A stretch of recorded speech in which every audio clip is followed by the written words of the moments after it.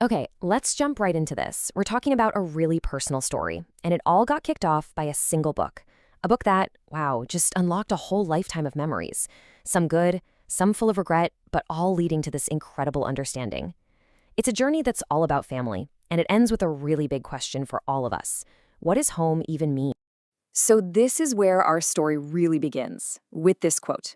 Tears fell like rain, and I couldn't calm down for a long time. I mean, that's a powerful reaction, right? The book that caused this emotional flood is called My Heart's Home is Dunhuang. And to really get why it hit our narrator so hard, you have to know who wrote it. See, the author wasn't some random person or a distant historical figure. No, this was family. The writer was the narrator's grand aunt. So this book, it wasn't just about, protecting some ancient caves out in the desert. It was the story of her grandaunt and granduncle, their life, their sacrifice, their purpose. And reading it just forced the narrator to look back at their own life. And it all started with a trip they took way back when. All right, so let's journey back in time with the narrator to see Dunhung through their young eyes. Reading this book just opened the floodgates of memory, taking them all the way back to a high school trip. But here's the thing. This wasn't some serious cultural pilgrimage. Oh no. This was a journey seen through the eyes of let's just say, a pretty restless teenager. So before this trip, the narrator's world felt, well, pretty chaotic. They described their childhood in Lanzhou as barbaric and rough. Think schoolyard fights, a kind of unrefined wildness. And that image is super important because it's about to be completely contrasted by what they find next. And wow, what a contrast it was. After traveling through all that desert, they get to the Dunhuan Academy and it's like stepping into another world. It felt like a paradise. It was clean, it was green, everything was so orderly, a real oasis. The kind of peaceful place that, a teenager probably couldn't fully appreciate at the time. So during that week they were there, their mind was, well, it was definitely not on ancient history. Their granduncle's house, it was basically a library, just wall-to-wall bookshelves. The huge empty desert, perfect place for some rebellious daydreams. And those world-famous Moga caves, to them, they were just dark holes you needed a flashlight to even see. Yeah, their main focus was looking for handsome boys at the academy. But then, at the train station when it was time to leave, something unexpected happened. Their granduncle gave them this tearful, emotional hug. It was a big moment, but they just didn't get how big until many, many years later. Okay, so this is where things get really deep. The book forces this tough look in the mirror, and it highlights this massive divide between two generations, two completely different worlds. And this right here just lays out the core conflict so perfectly. On one hand, you have the grandparents' generation.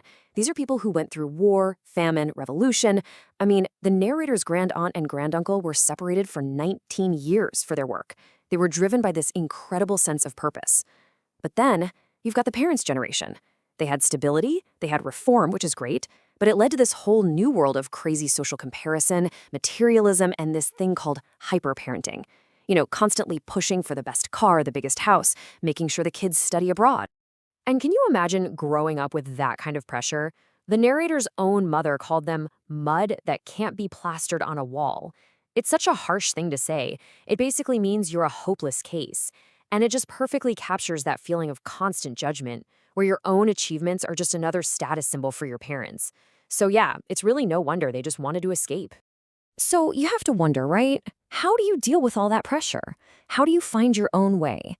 Well, for the narrator, it became this long journey of self-discovery, a journey that took them far, far from home, not just physically, but spiritually too. And look, this path was anything but a straight line. It started with total youthful rebellion, just drifting, avoiding family, chasing after all sorts of superficial things. There was one last chance to see their granduncle, but honestly, their mind was a million miles away. They were too restless to even realize it was their final goodbye. It wasn't until they moved abroad, got some real distance from what they call the frivolous pressures back home, that things started to click. That's where they finally found some peace, some gratitude, and this desire to, as they put it, cultivate the heart. But even with this newfound peace, there was this deep, nagging regret. Because here's the thing, they were never even told that their granduncle had passed away until after the funeral was already over. That missed connection, that final goodbye that they never got to have, that became the real motivator. It's what pushed them to finally truly understand the incredible legacy that he and his wife had built. And this all brings us to the real takeaway from this whole reflection. It's about the lessons learned on life and legacy and finding your heart's home. See, reading that book, it ended up being about so much more than just family history. It was about discovering a whole new philosophy for living, kind of an antidote to all the anxiety and materialism of our world. So while they're reading, they come across this passage from a Buddhist text, and it was actually highlighted by their own father. It says, "The mind is Buddha. Outside the mind, there is no other Buddha." It's a really profound idea. It's basically saying that everything you're looking for, enlightenment, peace, your true self, it's already inside your own mind. And that's the big realization, right? The heart's home isn't a physical place like Dunhuang. It's an internal state of being. It's something we have to build and take care of ourselves. And that's really where this whole story leaves us. It started with one family's incredible journey of hardship and sacrifice, but it ends with a question that's for every single one of us. In this world we live in, with its endless pressure and constant desires, what does it actually mean to cultivate the heart?